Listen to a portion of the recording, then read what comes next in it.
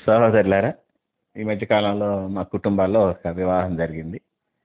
కొంచెం గ్రాండ్‌గా అట్లా రిచ్‌గా చేయాల్సి వచ్చింది. అలా చేసాం. సో, ఆ వివాహం నిమిత్తం కొంత మరి సమకూడాల్సొచ్చింది. ఐ మీన్ అంటే మనుషులందరూ సమకూడి అన్నిటిని ప్లాన్ చేసుకోవాల్సొచ్చింది. చాలా ప్లాన్ చేసుకొని మేము దాన్ని ఒక ప్రణాళికాబద్ధంగా తీసుకెళ్ళినా, అనుకోకుండా కొన్ని మార్పులు వచ్చినియి. అనుకోకుండా మళ్ళీ చేర్పులొచ్చినియి. మేము చేయాలనుకున్నవి కొన్ని ఆగిపోవాల్సొచ్చినియి. మేము ఎక్స్‌పెక్ట్ చేయనివి కొన్ని మళ్ళీ కలుపుకొని చేయాల్సొచ్చినియి. బహుశా మీ ఇళ్లల్లో కూడా ఇట్లాంటివి జరిగే ఉంటాయి. పెళ్ళన్నాక, లేదా ఒక శుభకార్యం అన్నాక, లేదా ఒక పెద్ద ఫంక్షన్ ఉన్న తర్వాత ఇట్లానే ఉంటాయి. మనుషులొస్తారు, వాళ్ళని కొంత విలువివ్వాలి. బంధువులొస్తారు, కొంత విలువివ్వాలి. మన అభిప్రాయాల్ని కొన్నిసార్లు తోసివేయబడతాయి. అయినా సరే మనం సహించాలి. కొన్నిసార్లు మన అభిప్రాయాలకు విలువిస్తారు. దాన్ని బట్టి సంతోషించాలి. ఇట్లా మనం వెళ్తూ ఉంటాం. అయితే ఏదేమైనప్పటికీ అట్లా జరుగుతుండగా ఇంకా కొంత టైం వచ్చేటప్పటికి చాలా రెస్ట్‌లెస్ అయిపోయినట్టు అయిపోయింది బాడీ. అంటే నైట్ 1, 2 కూడా అట్లా కూడా ప్రయాణాలు చేయాల్సొచ్చింది. ఈ విషయంలో కొంత అంటే అలసట అనేది మా శరీరాలకు వస్తున్నప్పుడు, మా ఆలోచన ఏమనిపించిందంటే, రేపు మధ్యాహ్నంకి పెళ్ళైపోద్ది. లేదా ఎల్లుండి మధ్యాహ్నానికి పెళ్ళైపోతుంది. పెళ్ళైపోయిన తర్వాత ఇక మనం పడుకోవచ్చు, ఇంటికెళ్ళిపోవచ్చు, నిద్రపోవచ్చు. అట్లా ఆ కాన్సెప్ట్ నాలోకొచ్చింది. నేను చెప్తున్నా. కాబట్టి ఏముంది ఇంకా రేపు ఒకరోజు అని ఒక తెగింపు, ఒక మొండితనం వచ్చి ఇక బాడీని అట్లాగా ఏదో దానికి సరిపడా ఏదో డ్రింక్స్ గాని అట్లాంటివి తాగుతూ అప్పుడప్పుడు గ్లూకోజ్ లాంటివి స్వీట్‌గా ఉన్నవి తాగుతూ అట్లా వెళ్ళిపోయాం. సహోదరులారా, అయితే మనం గమనించాల్సిన అంశం ఏంటంటే, ఎప్పుడైతే నా యొక్క దృష్టి పెళ్ళైపోయిన తర్వాత నేను ఫ్రీ అయిపోతాను. ఆ తర్వాత 2 రోజులు కూడా నేను ఎవరికి ఎక్కడ అపాయింట్‌మెంట్ అవ్వలేదు. ఏ ప్రోగ్రామ్స్, మెసేజెస్, మీటింగ్స్ పెట్టుకోలా. కాబట్టి నేను సహజంగా ఆ 2 డేస్ కంప్లీట్ రిలాక్స్ అవ్వొచ్చనుకున్నాను. ఆ రిలాక్స్ నా మనసులో ఉన్నంత కాలం నేను ఇక్కడ పెద్దగా టైర్డ్ అయిపోవటం గానీ, అలసిపోవటం గానీ, వేసారిపోవటం గానీ లేవు. సహోదరులు ఎప్పుడైనా గుర్తుంచుకోండి. అది అయిపోయిన తర్వాత మళ్ళీ ఇంకోటొచ్చింది మాకు. ఆ తర్వాత ఇంకోటొచ్చింది. రానున్న రోజులు ఇంకా కొన్నున్నాయి. అంతే. అవయిపోతే తర్వాత రెస్ట్ తీసుకుంటాం. అదయిపోతే తర్వాత రెస్ట్ తీసుకుంటాం అనే ఈ దృక్పథం ప్రతిదాన్ని మనం సక్సెస్‌ఫుల్‌గా కంప్లీట్ చేయటానికి మనల్ని ప్రోత్సహిస్తుంటది. ప్రభువు కూడా అదే చెప్పాడు. ఇదిగో నేను త్వరగా వచ్చుచున్నాను. ప్రతివాని నిమిత్తం నేను సిద్ధపరిచినటువంటి బహుమానం నా దగ్గరుంది.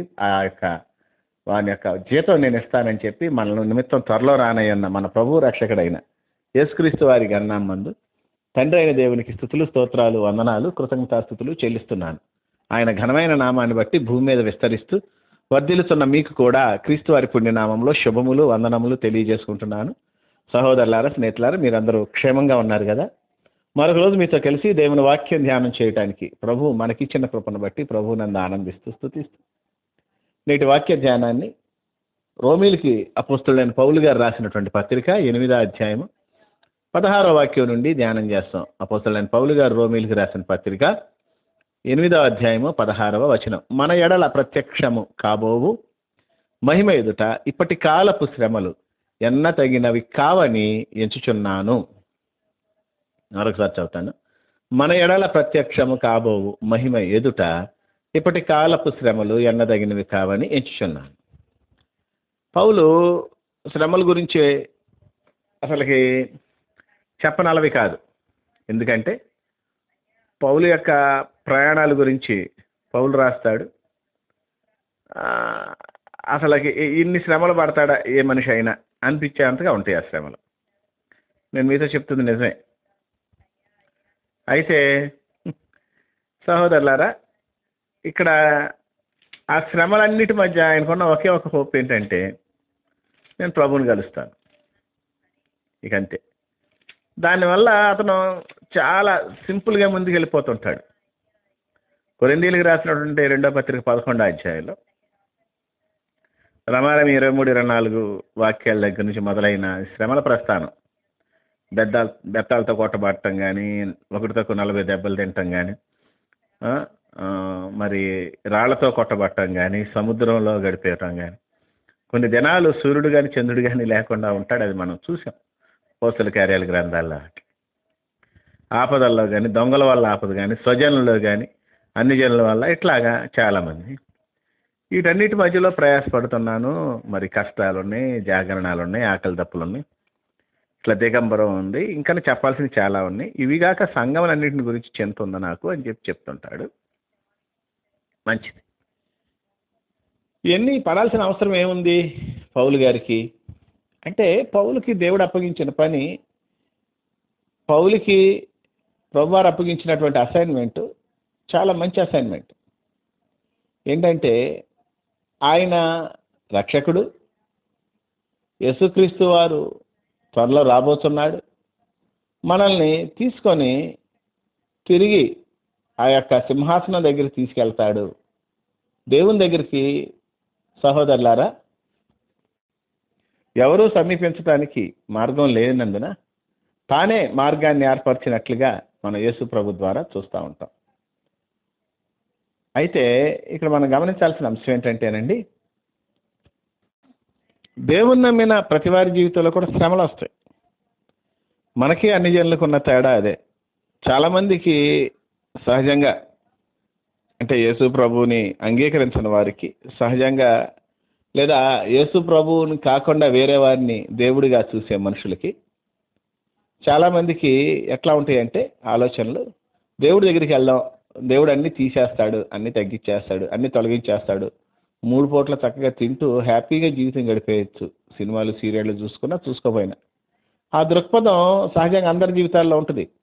దేవుడి దగ్గరికి వెళ్తే మొత్తం క్లియర్ అయిపోవాలి అకౌంట్స్, ఏ బాధ ఇబ్బంది అనేది ఉండకూడదు, శని పోవాలి, అయిపోవాలి, ఈ పోవాలి, ఇవన్నీ పోవాలి. ఈ దృక్పథంతోనే చాలామంది దేవుడి దగ్గరికి వెళ్తారు. మనం కూడా దేవుని దగ్గరికి వచ్చినప్పుడు మనతో ప్రభు మాట్లాడుతున్నటువంటి మాటలు ఏంటంటే, నా యుద్ధకు రండి, నేను మీకు విశ్రాంతిని కలగజేస్తాను, కానీ కాడి ఎత్తుకొని మీరు నడవాలి అంటాడు. కొంత శ్రమ ఉంటుంది. ఇదే కొంచెం ఇబ్బంది. అటు అన్యజనుల్లోనూ దేవుని నమ్మిన వాళ్ళలో కూడా ఇది ఇబ్బందిగానే ఉంది. ఇంకా కాడి ఏంటండి, 11:28 విశ్రాంతిని కలగజేస్తానడుగా, అదే మేము తీసుకుంటాం, 29 మేము తీసుకోము అంటుంటారు. ఇది కూడా ఇబ్బందే. చదవాలి, చదివింది గ్రహించాలి, అర్థం చేసుకుంటా కూడా ప్రయత్నించాలి. ఎప్పుడైనా సరే ఒక వాక్యం మన జీవితాల్లోకి వచ్చినప్పుడు అది సమాధాన స్థితిని ఇవ్వాలి, కానీ అసమాధానాన్ని ఇచ్చిందంటే కొంచెం ఆలోచించుకోవాలి నీ అప్లికేషన్ ఎట్లా ఉందనేది. నువ్వు దాన్ని అన్వయించుకునే విధానం సరిగా ఉందో లేదో ఒకసారి చూసుకో. దేవుని వాక్యం సమాధానకరమైంది. ఆ మాట నీ దగ్గరికి వచ్చినప్పుడు అసమాధానం ఉండకూడదు. కాబట్టి దేవుని వాక్యం మనల్ని ఎప్పుడూ ఆదరిస్తూ ఉంటుంది. ఆదరణకి మూల కారణం దేవుని వాక్యమే. నా జీవితంలో మాత్రం తప్పనిసరిగా నేను కృంగిన వేళ, నేను నలిగిపోయిన వేళ, రాత్రిలో నిద్రపట్టక ఏడ్చిన వేళ, ఉదయాన్నే జస్ట్ క్యాలెండర్లోంచి దేవుడు అనేక సార్లు మాట్లాడాడు. అదొక్కటే నేను నమ్మే. ఒకవేళ క్యాలెండర్లో వాక్యాలు చదివేవాడేమో ఈయన చాలా చీప్ అనుకున్నా నేనేం అనుకోను.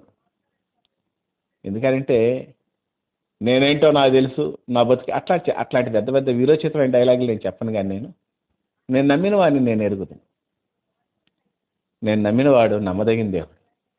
ఇకంతే. కనుక సహోదరులారా, నమ్మదగిన దేవుడిని నేను వెంబడిస్తున్నాను. ఆయన నాతో ఉన్నంతకాలం శ్రమలున్నా ఏమున్నా ఇంకంతే. చూడండి, చాలాసార్లు మన ఇళ్లలో ఒకవేళ అన్నం తింటాకి లేని స్థితి ఉండకపోవచ్చేమో, కానీ ఒకసారి మమ్మీ డాడీ పోట్లాడుకుంటుంటారు. ఒకసారి డాడీ కొన్ని అలవాట్ల వాళ్ళు ఇంటికి వచ్చేటప్పటికి అస్తవ్యస్తంగా ఇంట్లో గొడవలు జరుగుతుంటాయి. ఒక్కోసారి మన బంధువులు వచ్చి ఇంట్లో పోట్లాడుతుంటారు. ఇవన్నీ ఇలా ఉండకపోయినా సరే ఉన్నటువంటి డాడీ ఆ యొక్క వ్యాపారం చాలా డల్ అయిపోద్ది, మమ్మీ సస్పెండ్ అవుద్ది, ఇట్లాంటివి జరుగుతూ ఉంటాయి. మళ్ళీ రిగ్రెట్ అవుతారు, మళ్ళీ జాయిన్ అవుతుంటారు, మళ్ళీ పికప్ చేస్తుంటారు. అప్ అండ్ డౌన్స్ కనిపిస్తుంటాయి. మనం తినటానికి తిండి లేని స్థితి మనకు ఉంటుంది అని నేను చెప్పట్లేదు, కానీ తినటానికి అన్నీ ఉన్నా సరిగా తెలియని మానసిక స్థితి ఒక్కోసారి మన ఇళ్లలో రావచ్చు. అయితే పౌలు చెప్పేది ఏంటంటే, ఈ శ్రమల్ని మీరు గొప్ప శ్రమలుగా ఎంచుకోవద్దు అంటాడు. దయచేసి అది మీరు గమనించాలని మనవి చేస్తాను. ఈ శ్రమల్ని గొప్ప శ్రమలుగా మీరు ఎంచుకోవద్దు. ఎందుకంటే మన ఎడల ఒక మహిమ ప్రత్యక్షం అవబోతుంది. ఆ మహిమ చాలా గొప్పది. ఆ మహిమ ముందు ఈ శ్రమలు ఎనదగినవి కాదు అంటున్నాడు. అదే నేను మీతో very very in the beginning చెప్పింది. ఏమన్నానంటే నేను మన ఎడల ఒక మహిమ ప్రత్యక్షం కాబోతుంది. అంటే ఇట్స్ గ్లోరియస్ టైం అన్నమాట మన జీవితాల్లో. దాని ముందు ఈ రోజు ఉన్నాయండి ఏమున్నాయి? మీరు చదువుకుంటున్న పిల్లల్ని చూసారా లేదో? మీరు చాలాసార్లు గమనించాలి. చదువుకుంటున్న పిల్లలు కష్టపడి కష్టపడి కష్టపడి కష్టపడి చదువుతుంటారు. కానీ వాళ్ళ యొక్క జీవితాల్లో మీరు గమనించే లేదో, ఆ యొక్క కష్టం, నిద్రలేమి ఇదంతా కూడాను తిరిగి మరలా ఆ రిజల్ట్ వచ్చే టైంకి ఏమీ కనపడదు. అంత ఫ్రీగా ఉంటారు వాళ్ళు. ఎందుకని అట్లా జరుగుద్ది? ఎందుకు ఫ్రీగా ఉంటారు అంటే వాళ్ళకు వచ్చిన రిజల్ట్ చాలా ఉన్నతంగా ఉంటుంది. అందరూ పొగడతలు, అభినందనలు, ఫ్లవర్ బొకేస్ అవి తీసుకొస్తుంటే ఇది మర్చిపోతుంటారు. మనం కూడా అంతే. చాలాసార్లు మనం కూడా అట్లానే ఉంటాం దేవుని బిడ్డలారా. కనుక దయచేసి మీరు మీ యొక్క జీవితాల్లో నేటి శ్రమల గురించి ఎక్కువగా ఆలోచించకండి. శ్రమ లేని దీనం మనకు ఉండుండొచ్చు, కానీ ఫలితం ఒకటి వస్తుంది చూడండి, అది చాలా అద్భుతంగా ఉంటుంది. ఏ విషయాలైతే మనం నొచ్చుకుంటున్నామో, ఏ విషయాలైతే ఇతరులను మెచ్చుకుంటున్నామో, ఏ విషయాల్లో అయితే ఇతరులు మనల్ని నొప్పిస్తున్నారో, లేదా ఏ విషయాలైతే మనం ఇతరులను నొప్పిస్తున్నామో, ఈ విషయాలన్నీ కూడా తొలగిపోతాయి. దేవుడు మన దగ్గరికి వస్తాడు, మనల్ని తీసుకెళ్తాడు. అదొక మహిమ, గ్లోరీ. ఆ మహిమను వివరించడం కొంచెం కష్టమే. నా వల్ల కాదు, నా స్థాయి కాదు. అది ఏమవుదుమో అనేది యోహాన్ కూడా చెప్తున్నాడు. మొత్తాన్ని చూసిన యోహాన్ గారు కూడా మనం ఇంకా ఏమవుదుమో మనకి ఇంకా తెలియపరచబడలేదన్నట్టు యోహాన్ తన పత్రిక, మొదటి పత్రిక 3వ అధ్యాయంలో మాట్లాడతాడు. కనుక నేను మీతో చెప్పాను చూడండి, ఒక ఫంక్షన్ జరిగింది, లేదు ఒక ప్రేయర్ జరుగుద్ది, మాకు ఒక 2 days ప్రేయర్స్ పెట్టుకుంటాం, లేదా 3 days ప్రేయర్స్ పెట్టుకుంటాం. Second day up and down అవ్వచ్చు. ఒక్కోసారి మేము ఊహించినట్టుగా మనుషులు రావచ్చు, లేదా అసలుకి మేము ప్రిపేర్ చేసిన అంతమందికి రీచ్ అవ్వకపోవచ్చు. ఇట్లా కొన్ని అప్ అండ్ డౌన్స్ మనం చూస్తుంటాం. అప్ అండ్ డౌన్స్ చూసినంత మాత్రాన మనము దిగాలు పడిపోకూడదు. రెండోది, చాలా టైర్డ్ అయిపోతుంటాం, రెస్ట్లెస్గా పనిచేయాల్సి వస్తుంది, డే అండ్ నైట్ పనిచేయాల్సి వస్తుంది. షామేనా వాళ్ళు, టెంట్ హౌస్ వాళ్ళు, అని చైర్స్ వేసేవాళ్ళు, ఫ్లవర్ డెకరేషన్ వాళ్ళు, ఎట్లా అంటుండే, మళ్ళీ క్యాటరింగ్ కోసం అవి తీసుకురావటం, ఇది తీసుకురావటం, నైట్ అయిపోవటం. ఒకసారి అవి చలికాలంలో వస్తే మరి చలిలోనే తిరగటం, ఇవన్నీ కూడా కొంత దగ్గు రావటం, ఇవన్నీ తిరుగుతున్నప్పుడు మన టార్గెట్ ఎట్లా ఉంటుంది అంటే ఎల్లుండి లేదా రేపు పెళ్ళి అయిపోతుంది. మనం కూడా ఆత్మీయ జీవితంలో రేపో మాపో యేసుప్రభు వచ్చేస్తాడు. ఆ పాట మీకు గుర్తుంది కదా, నేడో రేపో నా ప్రియుడేసు మేఘాల మీద కేతించు. కాబట్టి యేసుక్రీస్తు అనేటటువంటి ఈ యొక్క నిత్యజీవ హక్కుదారుడు, నిత్యజీవాన్ని ఇచ్చేవాడు, మనకి మహిమను తీసుకొస్తున్నాడు అనేటటువంటి ఆ మాట మనల్ని ఈ రోజు శ్రమల్ని, ఒకళ్ళు రేపు ఏదైనా సిద్ధపడి ఆ శ్రమలను కూడా దాటుకుని వెళ్తానికి ఒక ఊపిని లేదా ఒక ఉత్తేజాన్ని ఇవ్వాలి, లేదా ఉద్యోగాన్ని ఇవ్వాలి. దేవుడు మనకు అట్లా దయచేయడానికి సిద్ధంగా ఉన్నాడు, అంతే. కాబట్టి చిన్న చిన్న శ్రమల గురించి పెద్దగా దుఃఖపడకండి, ఇబ్బంది పడకండి. మన ఎళ్ళ మహిమ ప్రత్యక్షం అవుతుంది. దాని ముందు అసలు ఇవి ఎంత తగినవే కాదు. రిజల్ట్ వచ్చాక పిల్లల యొక్క హృదయాలు అట్లాగా దూది పింజలా తేలిపోయినట్లు, మనం అనుకున్నవి సాధించినప్పుడు, మన హృదయం చక్కగా అయినప్పుడు, మన ఇండియా మ్యాచ్ గెలిచినప్పుడు, ఇట్లాంటివన్నీ చూడండి, ఇవన్నిటిని మించిన మహిమ, ఇవన్నీ హ్యాపీనింగ్స్, హ్యాపీ అన్నమాట. ఇవన్నీ మహిమ అనేది ఒక జాయ్, ఎవ్వరు ఇవ్వలేనిది ప్రభు మాత్రమే ఇచ్చేది. కనుక అది ప్రత్యక్షం కాబోతుంది. దాని కొరకు కనిపెడదాం, శ్రమను విడిచిపెడదాం. ప్రార్థన. మహాపరిశుద్ధుడు అయిన తండ్రి, ప్రేమ నమ్మకం గలవాడ, మీకే వందనాలు, స్తోత్రాలు, కృతజ్ఞతాస్తుతులు చెల్లిస్తున్నాం. నీ కృపను బట్టి మా జీవితాల్లో నేటి వరకు నువ్వు ఇచ్చిన నెమ్మదిని బట్టి, క్షేమాన్ని బట్టి, నీ కనికరాన్ని బట్టి నిన్ను స్తుతిస్తున్నా. బలమైన దేవుడా, బలమైనటువంటి కార్యాలు చేస్తూ వచ్చారు. నీ నామ మహిమార్థం జీవించడానికి కృప చూపించారు. నీ క్షేమస్థితిని మాకు దయచేయండి. మా మంచి కాపరి నిన్ను స్తుతిస్తున్నాం. మేమేమై ఉన్నామో అది నీ కృప అని ఒప్పుకుంటున్నాం. మా కొరకు నువ్వు మహిమను తీసుకొని రాబోతున్నావు. ఆ మహిమలో మీరు ప్రత్యక్షమైనప్పుడు మేము మీ ఎదుట నిలబడాలని మీరు ఆశించారు. నాయన సమస్తం నెరవేర్చి నీ ఎదుట నిలబట్టకు శక్తి గలవారమన్నట్లు ఎప్పుడు ప్రార్థనలతో నాయన మీ సన్నిధిలో గడపటానికి నాకు నా సహోదరులకు కృపను దయచేయండి, క్షమాన్ని దయచేయండి.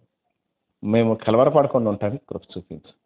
శ్రమలను బట్టి, స్థితిగతులను బట్టి మేము కంగారు పడకుండా ఉండటానికి క్షమాన్ని దయచేయమని, అటు ఉన్న స్థితికి మమ్మల్ని, మా కుటుంబాలని, సంఘాలని అప్పగించుకుంటూ ఘనత, మహిమ, ప్రభావాలు యుగయుగములు మీకు ఆరోపిస్తూ మా ప్రభువును రక్షకుడైన యేసుక్రీస్తు వారి పుణ్యనామమున కృతజ్ఞతాస్తుతులు చెల్లించి వేడుకొంటున్నాము తండ్రి.